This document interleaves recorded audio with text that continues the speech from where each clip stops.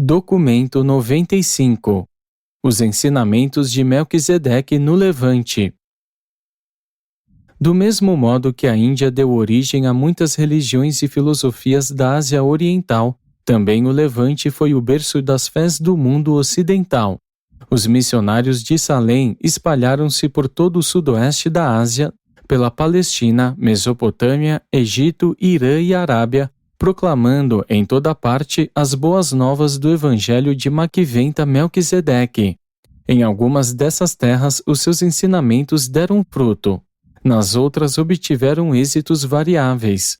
Algumas vezes, os seus fracassos foram devidos à falta de sabedoria, outras a circunstâncias além do seu controle. 1. A religião de Salém na Mesopotâmia. Por volta de 2000 a.C., as religiões da Mesopotâmia estavam quase inteiramente perdidas dos ensinamentos dos setitas e sob uma ampla influência das crenças primitivas de dois grupos de invasores: o dos semitas beduínos que se haviam infiltrado vindos do deserto ocidental e o dos cavaleiros bárbaros que haviam descido do norte. Contudo, o costume dos primeiros povos adamitas de honrar o sétimo dia da semana nunca desapareceu completamente na Mesopotâmia. Apenas durante a era de Melquisedeque, o sétimo dia era considerado o pior para a má sorte. E, sendo dominado pelos tabus, era fora da lei sair em uma viagem, cozinhar ou fazer uma fogueira nesse funesto sétimo dia. Os judeus levaram para a Palestina muitos dos tabus da Mesopotâmia que eles haviam encontrado na Babilônia sobre a observância do sétimo dia, o Sabatum ou Sabá. Embora os educadores de Salém hajam feito muito para refinar e para elevar as religiões da Mesopotâmia, eles não tiveram êxito em levar os vários povos ao reconhecimento permanente do Deus único. Esse ensinamento ganhou a ascendência por mais de 150 anos e então, gradualmente, cedeu lugar à crença mais antiga em uma multiplicidade de deidades. Os educadores de Salém reduziram em muito o número de deuses da Mesopotâmia, reduzindo ao mesmo tempo as deidades principais a 7: Bel, Shamash, Nabu, Anu, Ea, Marduk e Sim. No auge do novo ensinamento, eles haviam exaltado 3 desses deuses em supremacia sobre todos os outros, a tríade da Babilônia: Bel, Ea e Anu, deuses da terra, do mar e do céu. Outras tríades ainda surgiram em localidades diferentes, todas remanescentes dos ensinamentos dos Anditas e dos Sumérios sobre a Trindade e baseadas na crença dos Salemitas na insígnia dos 3 círculos de Melquisedeque. Os educadores de Salém nunca superaram totalmente a popularidade de Ishtar, a mãe dos deuses e o espírito da fertilidade sexual. Muito fizeram para refinar a adoração dessa deusa, mas os babilônios e os seus vizinhos nunca haviam abandonado completamente as suas formas disfarçadas de culto do sexo. Havia se tornado uma prática universal em toda a Mesopotâmia, que todas as mulheres submeter-se-iam ao menos uma vez na sua juventude ao abraço de estranhos. Isso era considerado uma devoção requerida por Ishtar e acreditava-se que a fertilidade dependia muito desse sacrifício sexual.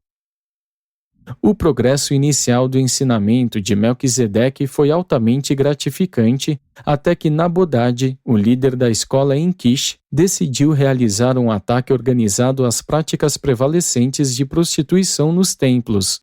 Os missionários de Salém, no entanto, viram fracassarem os seus esforços para fazer essa reforma social e, nos destroços desse fracasso, os mais importantes de todos os seus ensinamentos espirituais e filosóficos também caíram derrotados.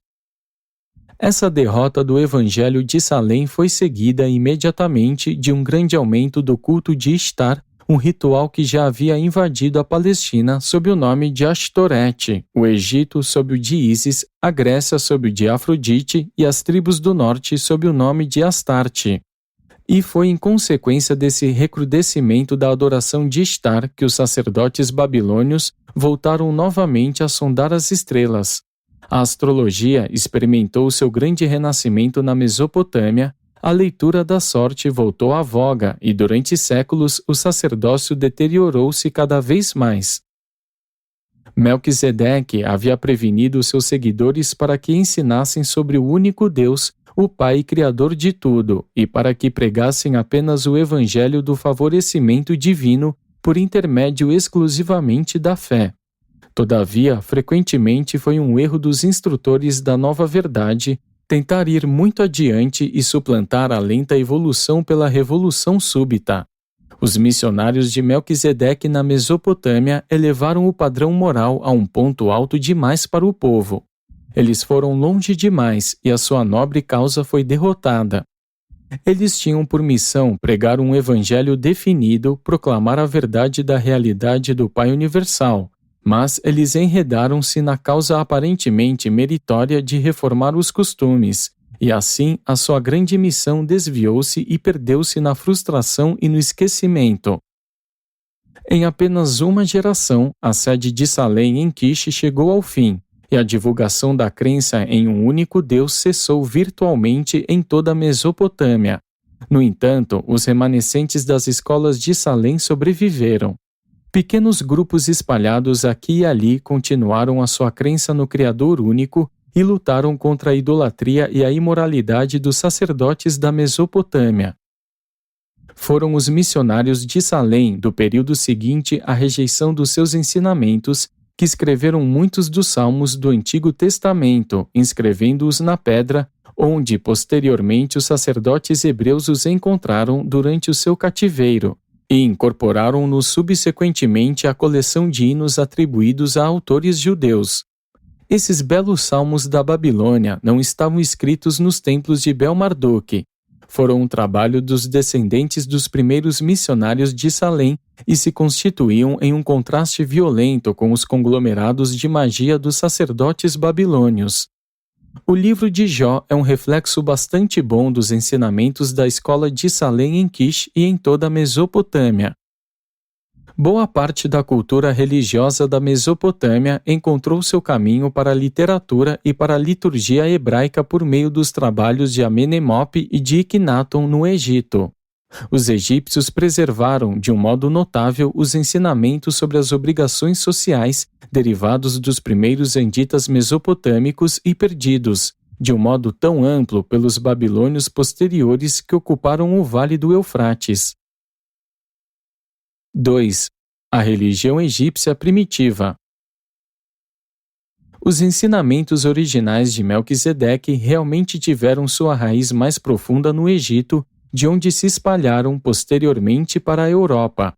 A religião evolucionária do Vale do Nilo foi periodicamente reforçada pela chegada de linhagens superiores dos povos noditas, adamitas e mais tarde dos povos anditas do Vale do Eufrates.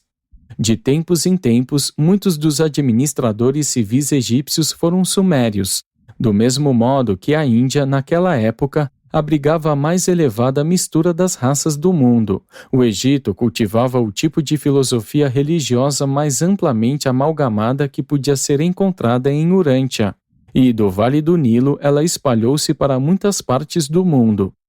Os judeus receberam dos babilônios grande parte das suas ideias sobre a criação do mundo, mas eles apropriaram-se do conceito da providência divina tomando-o dos egípcios.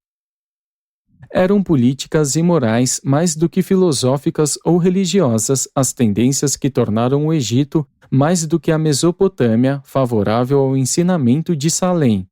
Cada líder tribal no Egito, após lutar para conquistar o trono, buscava perpetuar a sua dinastia, proclamando seu deus tribal como a deidade original criadora de todos os outros deuses. Desse modo, os egípcios acostumaram-se gradativamente com a ideia de um superdeus que era um degrau para a doutrina de uma deidade criadora universal. A ideia do monoteísmo oscilou para frente e para trás no Egito durante muitos séculos. A crença em um único Deus sempre ganhando terreno, mas nunca dominando inteiramente os conceitos em evolução do politeísmo. Durante idades, os povos egípcios haviam sido dados à adoração de deuses da natureza. Mais particularmente, cada uma das cerca de 40 tribos separadas tinha um grupo especial de deuses, uma adorando o touro, outra o leão, uma terceira o carneiro e assim por diante. Anteriormente ainda, eles formavam tribos totêmicas muito semelhantes às dos ameríndios. Com o tempo, os egípcios observaram que, colocados nas sepulturas sem tijolos, os corpos se conservavam, embalsamados, pela ação da areia impregnada de soda, enquanto os que eram enterrados em sepulturas de tijolos degradavam-se. Tais observações conduziram aos experimentos que resultaram na prática posterior de embalsamar os mortos. Os egípcios acreditavam que a conservação do corpo facilitava a passagem de alguém para a vida futura, para que o indivíduo pudesse ser identificado com maior propriedade no futuro distante. Depois da decadência do corpo, eles colocavam uma estátua funerária na tumba junto com o corpo, esculpindo o morto no esquife. A confecção dessas estátuas mortuárias levou a arte egípcia a um grande desenvolvimento. Durante séculos, os egípcios colocaram a sua fé nas tumbas como uma salvaguarda do corpo, para uma consequente sobrevivência agradável depois da morte. A posterior evolução das práticas da magia, ainda que estas fossem o peso para a vida, desde o berço até o túmulo, de um modo muito eficaz, liberou-os da religião das tumbas. Os sacerdotes fariam inscrições nos ataúdes com textos mágicos que se acreditava serem a proteção contra um homem ter o próprio coração roubado no mundo inferior. Em breve, foi feita uma coleção de diversos desses textos mágicos e conservada como o Livro dos Mortos. No Vale do Nilo, porém, o ritual de magia envolveu-se logo com os reinos da consciência e do caráter, em um grau não muitas vezes alcançado pelos rituais daqueles dias. E, subsequentemente, dependia-se desses ideais morais e éticos mais do que de túmulos elaborados para se conseguir a salvação. As superstições daqueles tempos são bem ilustradas pela crença geral na eficácia da saliva como um agente curativo, uma ideia que teve a sua origem no Egito e que se espalhou dali para a Arábia e a Mesopotâmia. Na legendária batalha contra Sete, o jovem deus Horus perdeu o seu olho, mas depois que Sete foi vencido, esse olho foi restaurado pelo sábio deus Tote, que cuspiu sobre a ferida, curando-a. Os egípcios acreditaram durante muito tempo que as estrelas cintilantes no céu noturno representavam a sobrevivência das almas dos mortos merecedores. Quanto a outros sobreviventes, eles acreditavam serem absorvidos pelo sol. Durante um certo período, a veneração ao Sol transformou-se em uma espécie de adoração aos ancestrais. A passagem inclinada na entrada da Grande Pirâmide apontava diretamente para a estrela polar, de modo que a alma do rei, quando emergisse da tumba, poderia ir diretamente para as constelações estacionárias e estabelecidas das estrelas fixas, a suposta morada dos reis. Quando os raios oblíquos do Sol foram observados penetrando a Terra por uma abertura nas nuvens, acreditou-se que eles indicavam o abaixamento de uma escada celeste pela qual o rei e outras almas justas poderiam ascender. O rei Pepe fez o seu resplendor abaixar-se como uma escada a seus pés, por onde ascendera até a sua mãe. Quando Melquisedeque surgiu na carne, os egípcios tinham uma religião muito superior àquela dos povos vizinhos. Eles acreditavam que uma alma desincorporada, se propriamente equipada de fórmulas mágicas, poderia escapar dos maus espíritos que interferiam no seu caminho e continuar adiante até a sala de julgamento de Osíris, onde, se inocente de assassinato, roubo, falsidade, adultério, furto e egoísmo, ela seria admitida aos reinos da bênção. Se essa alma fosse pesada nas balanças e se estivesse em débito, seria consignada ao inferno, a devoradora. E este era, relativamente, um conceito avançado de uma vida futura em comparação com as crenças de muitos dos povos vizinhos. O conceito de julgamento do lado de lá para os pecados da vida de um indivíduo na carne e na terra foi levado do Egito para a teologia hebraica. A palavra julgamento aparece apenas uma vez em todo o livro dos Salmos hebreu, e esse salmo em particular foi escrito por um egípcio. 3. A evolução dos conceitos morais.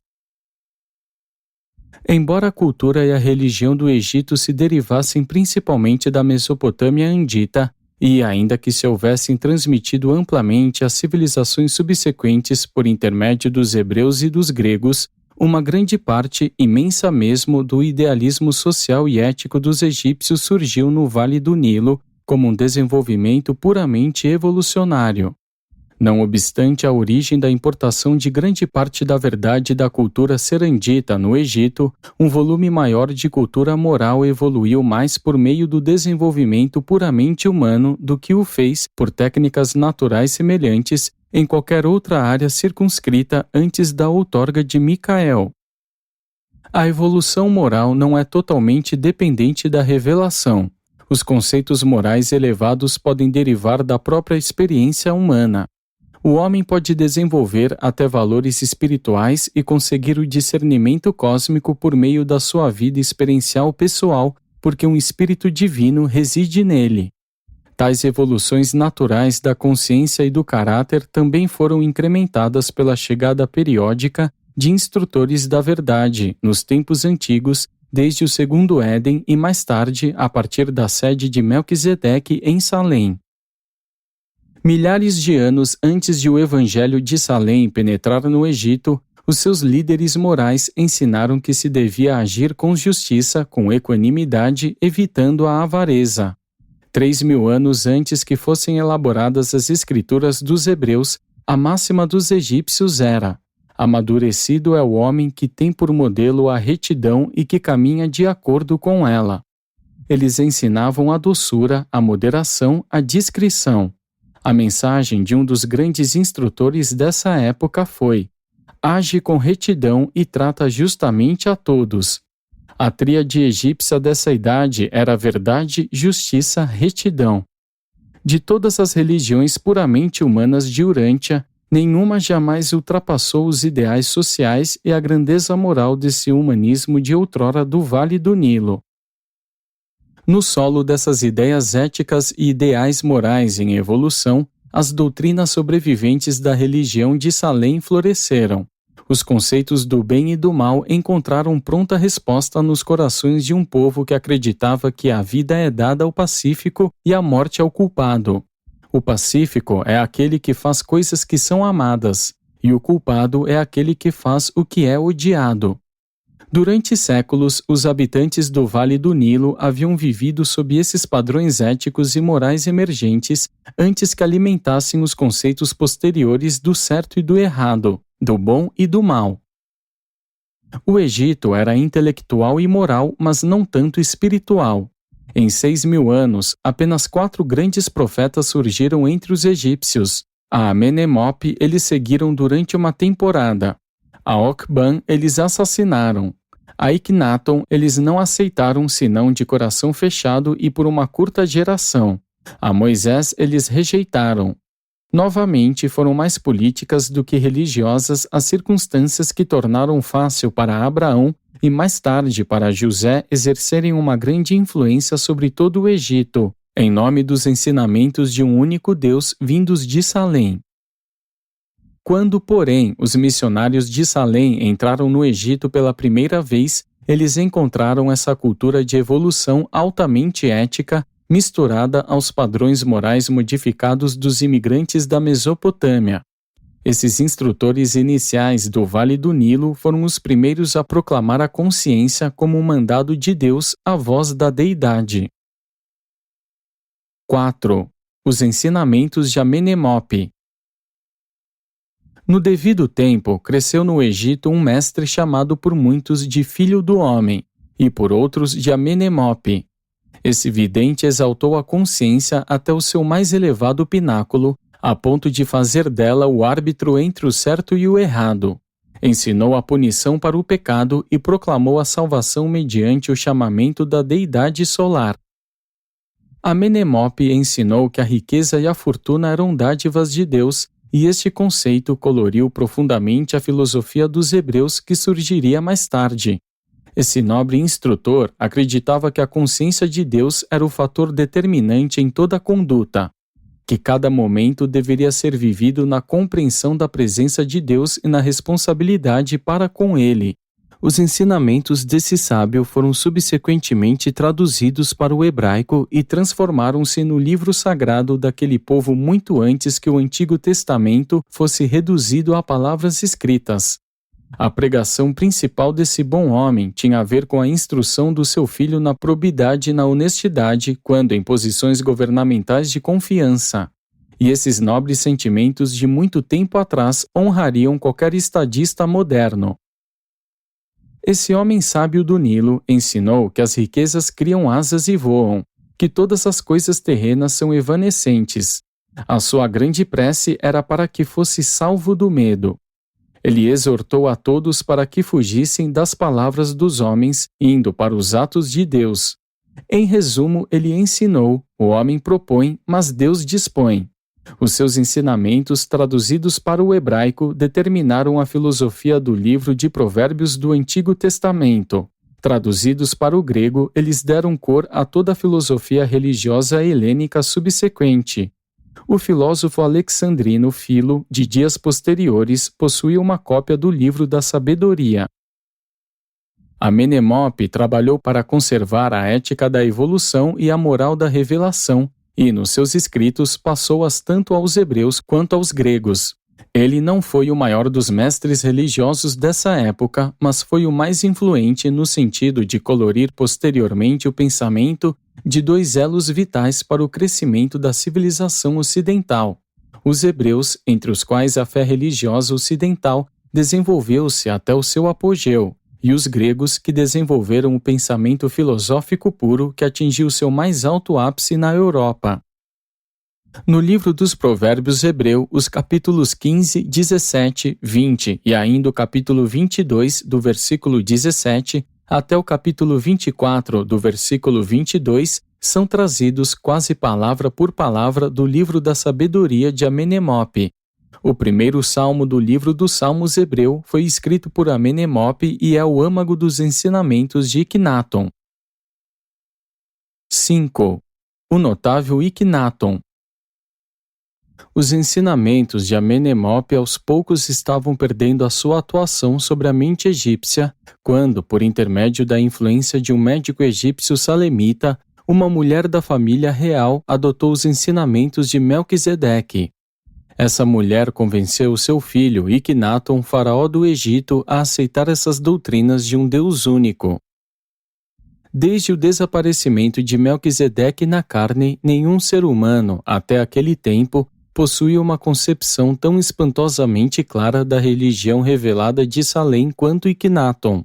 Sob certos aspectos, esse jovem rei egípcio é uma das pessoas mais notáveis da história humana. Durante essa época de depressão espiritual crescente na Mesopotâmia, ele conservou viva a doutrina de El Elyon, o único Deus no Egito, mantendo assim o canal filosófico monoteísta. E isso foi vital para o suporte religioso da então futura auto-outorga de Micael. E foi em reconhecimento a essa bravura, entre outras razões, que o Jesus criança foi levado para o Egito, onde alguns dos sucessores espirituais de Iknaton o viram, sabendo compreender, em uma certa medida, algumas etapas da sua missão divina em Urântia. Moisés, a maior figura que surgiu entre Melquisedeque e Jesus, foi uma dádiva conjunta ao mundo da raça hebraica e da família real egípcia. E houvesse Iknaton possuído a versatilidade e a habilidade de Moisés, houvesse ele manifestado um gênio político à altura da sua surpreendente liderança religiosa, e o Egito se teria transformado na grande nação monoteísta daquela idade. E se isso houvesse acontecido, é bem possível que Jesus pudesse ter vivido a maior parte da sua vida mortal no Egito. Nunca em toda a história qualquer rei conseguiu metodicamente levar uma nação inteira do politeísmo ao monoteísmo como fez este extraordinário Iknaton. Com uma determinação espantosa, esse jovem governante rompeu com o passado, mudou o seu nome, abandonou a sua capital, construiu uma cidade inteiramente nova e criou uma nova arte e uma nova literatura para todo um povo. Mas ele andou depressa demais. Ele construiu demais, mais do que podiam suportar quando ele fosse embora. E, de novo, ele fracassou em prover a estabilidade material e a prosperidade do seu povo, o qual reagiu desfavoravelmente contra os seus ensinamentos religiosos quando as ondas subsequentes de adversidade e de opressão abateram-se sobre os egípcios. Tivesse esse homem de visão surpreendentemente clara e extraordinariamente concentrado em um único propósito, a sagacidade política de Moisés, e teria ele mudado toda a história da evolução da religião e da revelação da verdade no mundo ocidental. Durante a sua vida, ele foi capaz de refrear as atividades dos sacerdotes, dos quais ele desacreditava em geral, mas eles mantiveram os seus cultos secretamente e se lançaram à ação tão logo o jovem rei faleceu, deixando o poder. E então não tardaram em atribuir todos os problemas subsequentes do Egito ao estabelecimento do monoteísmo durante o seu reino. Akhenaton procurou muito sabiamente estabelecer o monoteísmo sob a aparência do Deus Sol. Essa decisão de colocar a adoração do Pai Universal abrangendo todos os deuses na adoração do Sol deveu-se ao conselho do médico salemita. Akhenaton pegou as doutrinas generalizadas da crença então existente em Aton a respeito da paternidade e da maternidade da deidade e criou uma religião que reconhecia uma relação íntima de adoração entre o homem e Deus. Akhenaton era sábio o suficiente para manter a adoração exterior de Aton, o Deus Sol, enquanto conduzia os súditos à adoração disfarçada do único Deus, criador de Aton e Pai Supremo de todos. Esse jovem instrutor-rei foi um escritor prolífico, sendo o autor da exposição intitulada O Único Deus, um livro de 31 capítulos que os sacerdotes, quando voltaram ao poder, destruíram totalmente. Akhenaton também escreveu 137 hinos, 12 dos quais estão agora preservados no livro dos Salmos do Antigo Testamento, de autoria acreditada aos hebreus. A suprema palavra de religião de Akhenaton na vida diária era retidão, e ele expandiu rapidamente o conceito do reto proceder, de modo a abranger tanto a ética internacional quanto a ética nacional. Essa foi uma geração de uma piedade pessoal surpreendente e foi caracterizada por uma genuína aspiração entre os homens e as mulheres mais inteligentes de encontrar Deus e de conhecê-lo. Naqueles dias, a posição social ou a riqueza não davam ao egípcio quaisquer vantagens aos olhos da lei. A vida da família no Egito muito fez para preservar e aumentar a cultura moral e foi inspiração para a magnífica vida familiar posterior dos judeus na Palestina. A fraqueza fatal da pregação de Akhenaton foi a sua maior verdade, o ensinamento de que Aton era não apenas o criador do Egito, mas também do mundo inteiro, dos homens e das bestas e de todas as terras estrangeiras, mesmo da Síria e do Cush, além da terra do Egito. Ele coloca a todos nos seus lugares e provê a todos segundo as suas necessidades. Esses conceitos da deidade eram superiores e elevados, mas não eram nacionalistas. Tais sentimentos de internacionalidade na religião fracassaram em aumentar o moral do exército egípcio no campo de batalha, mas deram aos sacerdotes armas eficientes para serem usadas contra o jovem rei e a sua nova religião.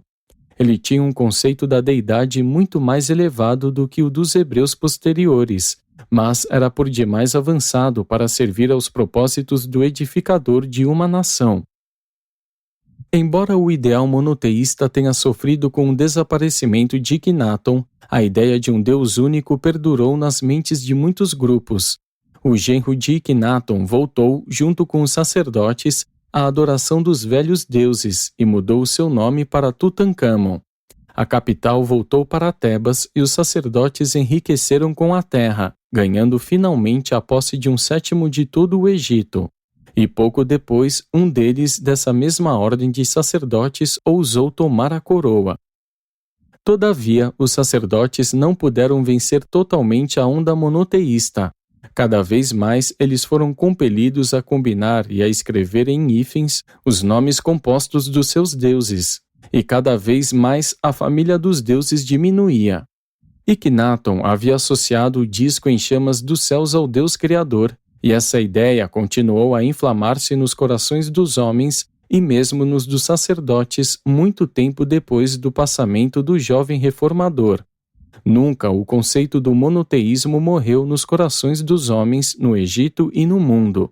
Ele persistiu mesmo até a chegada do Filho Criador daquele mesmo Pai Divino, o Deus único, a quem Ecnaton havia proclamado com tanto zelo para a adoração de todo o Egito. A fragilidade da doutrina de Ecnaton repousa no fato de que ele propôs uma religião tão avançada que apenas os egípcios bem educados poderiam compreender totalmente os seus ensinamentos.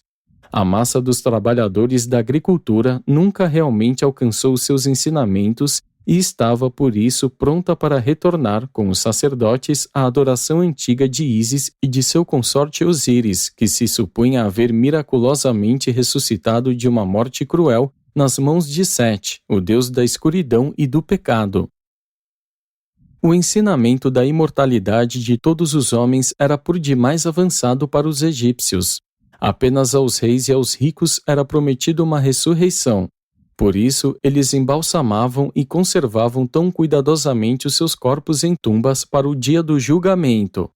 Contudo, a democracia da salvação e da ressurreição ensinada por Ecnaton finalmente prevaleceu, em uma extensão tal que os egípcios mais tarde acreditaram na sobrevivência até de animais irracionais. Embora o esforço desse governante egípcio para impor a adoração de um único Deus ao seu povo pareça haver fracassado, deve ficar registrado que as repercussões do seu trabalho perduraram por séculos, tanto na Palestina como na Grécia, e que o Egito tornou-se, assim, o agente da transmissão da cultura evolucionária combinada do Nilo e da religião reveladora do Eufrates para todos os povos ulteriores do Ocidente. A glória dessa grande era de desenvolvimento moral e de crescimento espiritual no Vale do Nilo estava em vias de um rápido desaparecimento na época em que a vida nacional dos hebreus estava começando, e, em consequência da sua permanência no Egito, esses beduínos levaram consigo grande parte desses ensinamentos e perpetuaram grande parte da doutrina de Ecnaton na religião da sua raça. 6. As doutrinas de Salém no Irã. Da Palestina, alguns dos missionários Melquisedeques atravessaram a Mesopotâmia e o Grande Planalto iraniano. Por mais de 500 anos, os instrutores de Salém progrediram no Irã e toda a nação estava se voltando para a religião Melquisedeque, quando uma mudança de governantes precipitou uma perseguição amarga que praticamente acabou com os ensinamentos monoteístas do culto de Salém. A doutrina da aliança com Abraão estava virtualmente extinta na Pérsia, quando, naquele grande século de renascimento moral, o sexto antes de Cristo, Zoroastro apareceu para reviver a chama quase extinta dos ensinamentos de Salém. Esse fundador de uma nova religião foi um jovem viril e aventureiro que, na sua primeira peregrinação a Ur, na Mesopotâmia, havia aprendido sobre as tradições da rebelião de Caligácia e de Lúcifer, bem como sobre muitas outras tradições, havendo todas estas exercido um forte apelo sobre sua natureza religiosa. E assim, como resultado de um sonho, enquanto estava em Ur, ele estabeleceu o programa de retornar à sua casa ao norte e de realizar a remodelação da religião do seu povo. Ele havia assimilado à ideia hebraica de um Deus de justiça o conceito mosaico da divindade. A ideia de um Deus supremo estava clara na sua mente e ele rebaixou todos os outros deuses à categoria de diabos, alinhando-os nas fileiras dos demônios dos quais ele havia ouvido falar na Mesopotâmia. Ele havia aprendido sobre a história dos 7 espíritos mestres, pois esta tradição ainda pairava em Ur, e desse modo ele criou uma galáxia de 7 deuses supremos, com Ahura Mazda à frente. A esses deuses subordinados, ele associou a idealização da lei da retidão, do bom pensamento, do nobre governo, do santo caráter, da saúde e da imortalidade. E essa nova religião era de ação, de trabalho, não de preces e de rituais. O seu Deus era um ser de suprema sabedoria e o patrono da civilização. Era uma filosofia religiosa militante que ousava enfrentar o mal, a inação e o atraso. Zoroastro não ensinou a adoração do fogo, mas procurou utilizar a chama como um símbolo do espírito puro e sábio da dominação universal e suprema. É bem verdade que os seus seguidores posteriormente não apenas reverenciaram esse fogo simbólico, mas adoraram-no. Finalmente, com a conversão de um príncipe iraniano, essa nova religião espalhou-se por meio da espada. E Zoroastro heroicamente morreu guerreando em batalha por tudo aquilo em que ele acreditava ser a verdade do Senhor da Luz. O zoroastrismo é o único credo urantiano que perpetua os ensinamentos dalamatianos e edênicos sobre os 7 espíritos mestres. Embora haja fracassado em fazer com que o conceito da Trindade evoluísse, de um certo modo aproximou-se do conceito de Deus o Cétuplo. O zoroastrismo original não era um dualismo puro. Embora os ensinamentos iniciais pintassem o mal como uma coordenada temporal da bondade, estava ele submerso definitivamente na eternidade da realidade última do bem. Apenas em tempos posteriores é que a crença de que o mal e o bem lutavam em termos iguais ganhou crédito. As tradições judaicas do céu e do inferno e a doutrina dos demônios, do modo como é registrada nas escrituras hebraicas, ainda que fundada em tradições correntes de Lúcifer e de Caligástia, derivaram principalmente dos zoroastrianos, durante os tempos em que os judeus estavam sob o domínio político e cultural dos persas. Zoroastro, como os egípcios, ensinou sobre o dia do julgamento. No entanto, ele ligava esse evento ao fim do mundo. Mesmo a religião que sucedeu ao zoroastrismo na Pérsia foi influenciada por ele de um modo marcante. Quando os sacerdotes iranianos tentaram derrubar os ensinamentos de Zoroastro, eles fizeram por ressuscitar a antiga adoração de Mitra. E o mitraísmo espalhou-se por todo o Levante e pelas regiões mediterrâneas, sendo por algum tempo um contemporâneo tanto do judaísmo quanto do cristianismo. Os ensinamentos de Zoroastro, assim, chegaram a imprimir a sua influência sucessivamente sobre 3 grandes religiões: o judaísmo, o cristianismo e, por meio destes, o maometismo. No entanto, há uma grande distância entre os ensinamentos elevados e os salmos nobres de Zoroastro e o desvirtuamento moderno do seu ensinamento feitos pelos persas com o seu grande medo dos mortos, somado ao seu gosto das crenças nos sofismas nas quais Zoroastro jamais se deteve sequer para considerar. Este grande homem foi um dos daquele grupo único que surgiu no 6º século a.C.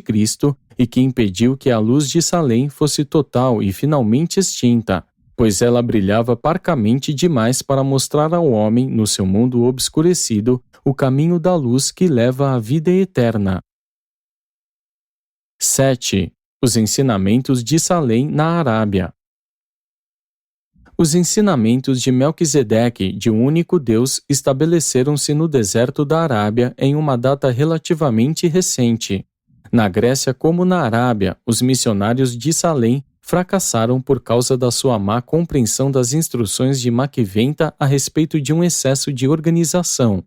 Contudo, não foram impedidos do mesmo modo pela interpretação que fizeram da sua admoestação contra os esforços de expandir os ensinamentos por meio da força militar ou por obrigação imposta pelo governo civil. Nem mesmo na China ou em Roma os ensinamentos de Melquisedeque fracassaram mais completamente do que nessa região desértica tão próxima de Salem. Muito depois que a maioria dos povos do Oriente e do Ocidente havia se transformado respectivamente em budistas e cristãos, o deserto da Arábia continuava como estivera por milhares de anos. Cada tribo adorava os seus antigos fetiches e muitas famílias separadamente tinham seus próprios deuses domésticos. Por muito tempo, a luta continuou entre a Ishtar babilônica, o Yahvé hebreu, o Ahura iraniano e o Pai do Senhor Jesus Cristo dos cristãos. Nunca um desses conceitos foi capaz de desalojar totalmente os outros. Aqui e acolá, em toda a Arábia, havia famílias e clãs que se atinham à vaga ideia de um único Deus. Esses grupos prezavam muito as tradições de Melquisedeque, de Abraão, de Moisés e de Zoroastro. Havia numerosos centros que poderiam sensibilizar-se com o Evangelho de Jesus, Mas os missionários cristãos das terras do deserto eram grupos austeros e inflexíveis demais, ao contrário dos missionários inovadores que funcionavam nos países do Mediterrâneo e que aceitavam mais facilmente as concessões. Se os seguidores de Jesus tivessem levado mais a sério a exortação feita por ele, ide a todo o mundo e pregai o Evangelho, e tivessem eles sido mais afáveis naquelas pregações, menos restritivos nas exigências sociais paralelas inventadas por eles próprios, e então muitas terras teriam recebido com entusiasmo e alegria o evangelho simples do filho do carpinteiro, e a Arábia estaria entre elas. A despeito do fato de que os grandes monoteísmos do Levante tivessem falhado em deixar raízes na Arábia, essa terra desértica foi capaz de produzir uma fé que, apesar de menos exigente nos seus quesitos sociais, era contudo monoteísta. Havia apenas um fator da natureza tribal, racial ou nacional nas crenças primitivas e desorganizadas do deserto, e que foi o respeito peculiar e geral que quase todas as tribos árabes gostavam de prestar ao fetiche de uma certa pedra negra, em um certo templo em Meca. Esse ponto comum de contato e de reverência subsequentemente levou ao estabelecimento da religião islâmica. O que Yahvé, o espírito do vulcão, era para os semitas judeus, a pedra de Caaba tornou-se para os seus primos árabes. A força do Islã tem sido a sua apresentação clara e bem definida de Alá como a sua e a única deidade. A sua fraqueza é o uso da força militar para sua difusão e promulgação, junto com a degradação da mulher. Mas essa fé tem sido fiel à sua apresentação de uma única deidade universal entre todas, aquele que conhece o invisível e o visível. Ele que é o misericordioso e cheio de compaixão. Verdadeiramente Deus é generoso e abundante na sua bondade para com todos os homens. E, quando estou doente, é Ele que me cura. Pois, quando 3 homens falam juntos, Deus está presente como um quarto, pois não é Ele o primeiro e o último e também o aparente e o oculto. Apresentado por um Melquisedeque de Nebadon.